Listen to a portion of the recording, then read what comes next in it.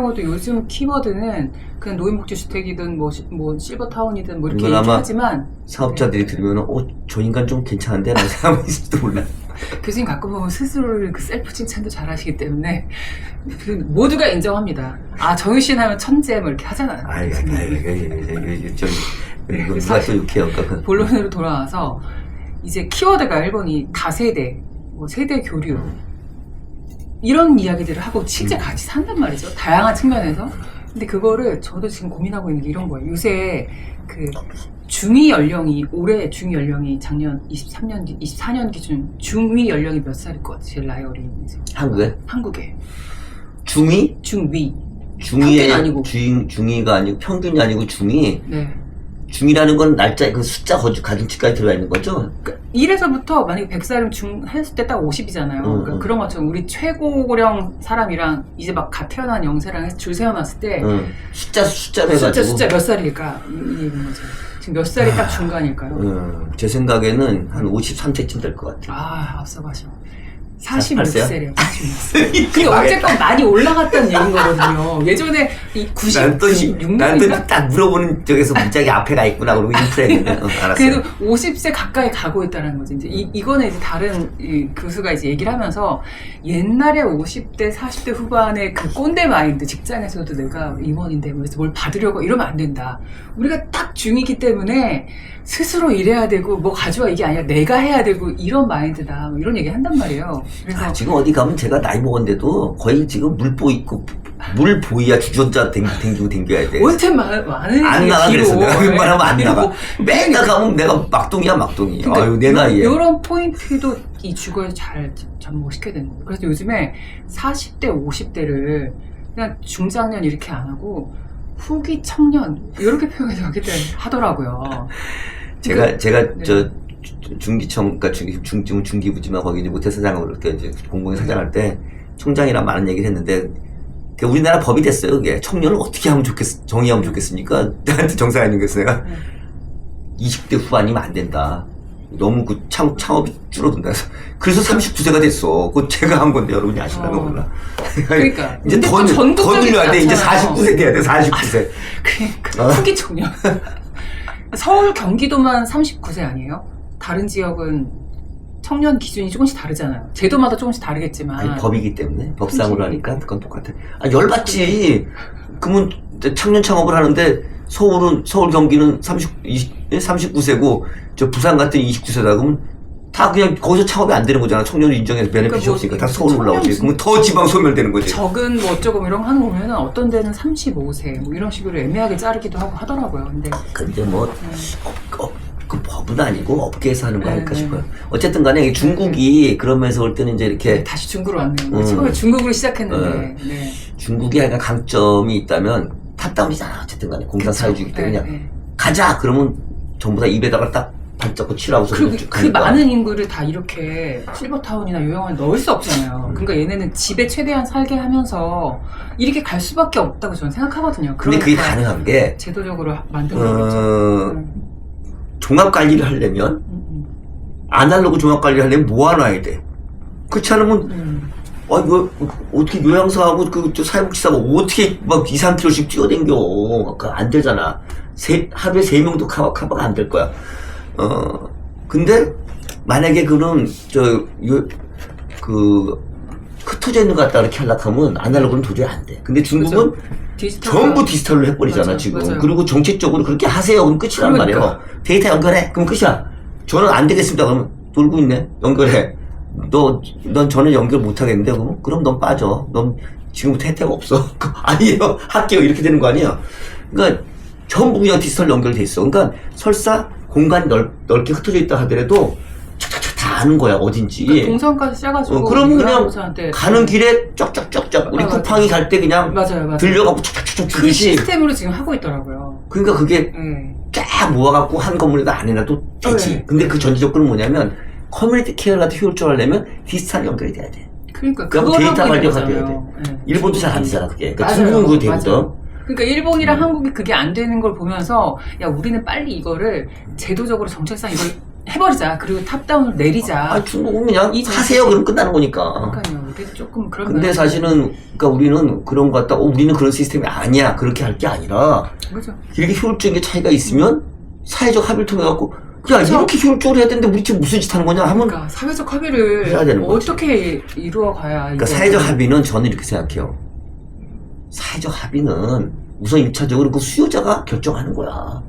예, 근데 시니어들이, 그리고 필요한 사람들이. 두 번째는 그 시니어가 그렇게 결정했을 때 만약에 그때 누가 피해를 입는다. 비시니어들, 시니어 아닌 사람들이. 그러면 그건 고려는 해야 되지.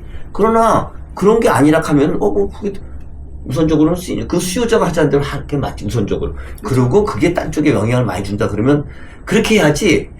나 제발 부탁인 게 관계도 없는 사람들이 그냥 법조인이란 이유로 뭐 무슨 뭐라는 이유로 시민단체라는 이유로 아니 본인들이 시니어가 아닌데 막 얘기하는 거였어. 왜 그렇지? 그러면 대변이냐?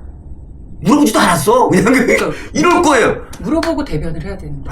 그러니까 난 정말 그런 거는 솔직하게 심하게 표현하면 그냥 자기네 밥벌이 위해서 그냥 떠드는 거잖아요. 안 된다 그런 거 정말. 한국은 이제 더 이상 그럴 여유가 없어요. 시청자 여러분 어떻게 생각하세요? 너무 빠르고. 그럴 여유가 없어. 왜 남 대변을 하냐고. 본인들한테 물어보고서 해야지. 우리 저 시청자분들이 이런 거는 천만이 서명을 해야 돼. 한국 그렇지 않으면 안 돼. 엉뚱한 데서 자꾸 가운데서 이상한 얘기들을 하시니까 안 돼요. 그러면 우리가 진짜 나중에 나이 들었을 때 그 사람들 어디가? 혜택 받아야 되는데 다 뒷담화만 치고 앉아가지고 경쟁력도 잃고 그럼 비용은 졸라 올라가갖고 예산도 없다 하고 나라는 어떡할 거냐고. 빨리 산업화 시키려면 그런 거 같아. 빨리 사회적 합의를 해야 되고 사회적 합의를 하려면 진짜 필요한 수요 공급자가 만나서 얘기를 해가 결정을 하고 그것이 다른 쪽에 네거티브한 영향을 줄 수 있다면 포지티브는 뭐 당연히 좋은 거고 네거티브한 게 있다 하면 그게 뭔지 해갖고 한번 디스커션을 해갖고 사회적 합의를 해야 된다. 이제 이런 얘기를 드리고 싶고요. 중국은 사실은 이제 그러면서 굉장히 빨라. 근데 걔네도 빠른 이유가 있어요. 또 하나 있어. 제가 이제 딴 데서 얘기했는데 6대1 법칙이라고 얘기했잖아. 네. 어? 6대1 법칙 우리 여기서도 여러 번 말씀하셨죠. 그러니까 40년 동안 그 짓 했기 때문에 어느 날 딱 보니까 손자 손녀 입장에서부터 끔찍한 거야. 예? 그쵸. 이때까지 자기가 그냥 그 뭐랄까지 시장 황띠 그 소황제처럼 큰 건 좋은데 딱 보니까 어머니 아버지 외할아버지 친할아버지 어머니 내가 6명을 어떻게 다 케어해. 그딱해서 그냥 뭐 중국의 사회복지사나 요양사 시스템이 하려고는 하는데 약간 사회적으로 좀 이렇게 뭐 이렇게 좀 그런 리스펙트 하는 게 좀 약하다 보니까 잘 안 해. 인구 낮고 그래가지고. 그러니까 별로 안 늘어요. 거기는 그 사람들이. 그러니까 그렇다고 해서 중국이 우리나라 뭐 선진국처럼 병상이 잘 돼 있고 그다음에 무슨 의사 수가 그렇죠. 뭐 1인당 1000명당 제일 약하거든요. 아직까지. 그러니까 저게 안 되는 거야. 그러니까 결국 이제 그러면 우리는 온라인으로 해갖고 의사들의 효율성을 높이고 간호사들의 효율성을 높이고 이런 사회복지사원 같으면 그런 사람들의 효율성을 노동성을 높이자. 그리고 본인들이 또 피할 수 있도록 하자. 데이터를 연결하자. 이게 합의가 그냥 쉽게 일어난 거야. 이게 뒤에서 조직도 하지만. 공유되고 표준화 방안이 이렇게 마련이 돼야 사실 아까 말씀하신 대로 사회적 합의라는 게 진짜 그 수요자 입장에서 이것은 정말 최우선이죠. 근데 노인들 입장에 생각해보면 저도 이제 앞으로 나이 들을 거니까 제 입장에서만 이기적으로 생각하면 내가 살고 싶은데 살면서 내 몸 불편해지면 치료도 받고 올 수 있고 이렇게 다 만들고 싶은데 사실 다 띄어져 있잖아요. 의료는 의료대로 이쪽 공유 안 하려고 하는 게 있고 그래서 제가 이제 얘기하고 싶은 것 중에 개인정보 이런 하나가 것 때문에 그러니까 우리가 지금 좀 팔팔할 때 시니어 실버 엽자 팔팔할 때 지금만 생각할 게 아니라 정말 다음- 내가 나중에 다음 단계로 그쵸. 간다는 생각을 해서 네. 그때 거를 해갖고 그쵸. 우리가 얘기를 해야 돼. 그러니까 왜냐면 저도 지금 그래서 얘기하는 거죠. 이미 이렇게 된 네. 상태에서는 의미가 없지. 뭐 이제 잘 머리가 그냥 작동이 안 되니까 끌려갈 뿐이에요. 그러니까 만들어진 대신 판에. 남이 얘기하는 거야. 남이. 근데 그 사람이 수요자가 아니잖아. 그럼 결국 자기 이익을 위해서 얘기하는 경우가 많이 있고 그러다 보면 시니어 산업은 바다로 가야 되는데 산으로 가는 거예요. 그러니까 지금 많이 그런 일이 일어나고 있다고 생각을 하고 있고 그러니까 우리가 좀 애써서 여러분들도 우리 여기 관심 있는 분들이 좀 같이 동참해 주셔가지고 우리가 시니어 산업에 일꾼으로 일하는 사람들은 당연히 이쪽이 잘 되기 위해서 얘기를 하는 것 뿐만 아니라 내가 앞으로 시니어가 되고 또 지금은 팔팔한 시니어지만 조금씩 이제 약한 시니어가 된다는 그런 전제에서 어떤 게 정말 우리가 준비가 되는지를 수요자 입장에서 한번 얘기를 해보고 그거를 사회적 합의를 만드는 게 중요하다. 그러니까 중국은 이제 그런 면에서 강점이 절박하기도 했지만 있어서 얘네들 2013년인가 14년에 그 돌아가셨지만 리커창 총리가 인터넷 플러스 정책을 써요. 네, 네. 그게 저때 굉장히 의미 있는 정책이야. 그러니까 중국의 디지털 강국이 된 첫 번째 정책인데 인터넷 플러스가 뭐냐면 인터넷 플러스 기존 산업이에요. 그래서 인터넷 플러스 유통산업, 그럼 그게 이커머스가 된 거고 인터넷 네. 플러스 금융 그게 이금융, IT 금융, 지금 우리 핀텍이라고 얘기하는 그렇게 된 거고 인터넷 플러스 뭐 의료금은 온라인 병원을 포함한 온라인 디지털 헬스케어 온라인 저 의료가 된 거고 뭐 이런 식으로 쭉 만들어간 거거든요. 그래서 네. 모든 사람을 이렇게 바꿔버렸어 중국이 그때. 그래가지고 그게 빨라지니까 아마 2018년에 뭘 법안을 만들어갖고 그때 뭐 얘네들이 무슨 온라인 병원 같은 거 도입하고 막 그랬을 거예요. 원격 진료도 합법화하고 보험도 막 붙이기 시작하고 지금 우리나라는 지금 사실 헬스케어 디지털 헬스케어 쪽은 그냥 아날로그보다 훨씬 비용이 많이 들어가게 해놔가지고 안 쓰잖아 사람들이. 사실은 아날로그가 그게 연결이 돼야 되는데 수요자 입장에서 요거만 내 집에 이렇게 해놓으면 뭐하고 병원이랑 그러니까 다 연결이 돼야지. 그것부터 편리할 수요자 텐데. 중심이 아닐 거야 분명. 그쵸, 아니 수요자 중심 아니죠. 냉정하게 설문조사라고 냉정하게 정보를 주고 하면 아니 디지털 해갖고 하면 내가 훨씬 편리하고 싸고 할 수 있는데 장기적으로 그게 왜 비싸야 돼 아날로그보다. 그냥 의사가 몇 명 썼느냐니까 의사야 아날로그로 해야지만 많이 한 거 들어가니까 그걸 갖다 필요하다 그러니까 결국은 거기다 예산을 왕창 배정하니까 수가가 높아질 수밖에 없는 거지 디지털은. 그러니까 뭐 그런 기업들이 클 수가 없으니까 계속 그러니까 이게 뭐 의사 선생님들 뭐 대모 많이 하시지만 죄송한데 우리 지금 구조 바꿔야 돼. 그런 게 있고요. 의료 개혁도 필요하다고 생각합니다. 저도. 네. 그러니까 저는 의료 개혁은 좀 수요자 오해할 수 입장에- 있으니까 그런 수요자 것보다는 입장에서. 의사 선생님들의 노동 생산성을, 의사 선생님들의 그 효율성 높이기 위해서 디바이스 우리가 쓰잖아요. 근데 그런 부분도 관점에서 의사 선생님들 갖다 아니, 그리고 네. 원격 진료가 되면 사실 의사 입장에서도 이게 그 오프라인에서 봤던 그 환자들이 다 없어져 나가는 건 아니니까 좀 넓게. 제가 이제 신산업 만들 때 항상 보면 모든 면 타다 현상이 나요. 우리 타다가 우리가 주는 교훈이 굉장히 큰데 타다 여러분들 아시죠? 택시 타다. 근데 그 타다가 안 되게 하는 게 굉장히 중요한데 그때 실패한 이유가 저는 그냥 까놓고 얘기할 거예요. 정책 디자인할 때 뭘 생각을 해야 되냐면 신산업이 나올 때는 시장을 키울 수 있어야 돼. 그리고 시장 참여자들이 시장이 커질 거라는 믿음을 줘야 돼. 기대감을 갖게 해야 돼. 그러면 누가 야 저거 하게 되면은 시장이 훨씬 커진대. 그러면 내가 그쪽을 먼저 가서 해야 되겠다. 아니 커지면 당연히 그거 해야지. 만약에 자기가 1등 기업이야. 그러면 자기 수성하려고 옛날 거 지키려고 해. 근데 2등 세컨 티어들은 이때까지 1등 못했는데 내가 먼저 가면 1등이 될 수 있잖아. 시장 그쪽이 커지는 걸 잡으니까 퍼스트 무브 어드밴티지를 갖다 가지려고 해요. 이게 굉장히 중요해요. 그래서 이거 기계를 쓰면 이걸 뭘 하면 제도를 바꾸면 그러면 시장이 더 커질 거라는 그런 관점에서 믿게 만들어야 되고 그렇게 커지도록 정책을 써야 돼. 그런 정책을 못 쓰면서 하는 사람은 죄송한데 정책 당국으로 생각할 거 안 하는 거예요. 그러니까 정책 디자인의 핵심은 뭐냐면 새로운 거 만들 때 이 시장이 커질 거라는 그런 기대와 그런 차원에서의 그 제도를 만들어야 돼. 그러면 거기 뛰어들어 다. 아니 돈벌이가 더 되는데 누가 안 뛰어들여. 더 그러면 새로운 서비스 줘야지. 그러니까 뭐 길어지니까 근데 뭐든지 그래. 그걸 했으면 실패할 리가 없어. 이거는 사실은 타다뿐만 아니라 앞으로 모든 거에 있어서 전 제일 싫어하는 말 중에 하나가 파괴적 혁신이야. 파괴적 혁신이란 말은 멋있지만 결과적으로 나중에 보면 그럴 것 같지만 시장을 확산시키는 시너지틱한 혁신을 해야 돼. 그리고 그렇게 정책을 디자인을 해야지만 된다. 그렇죠.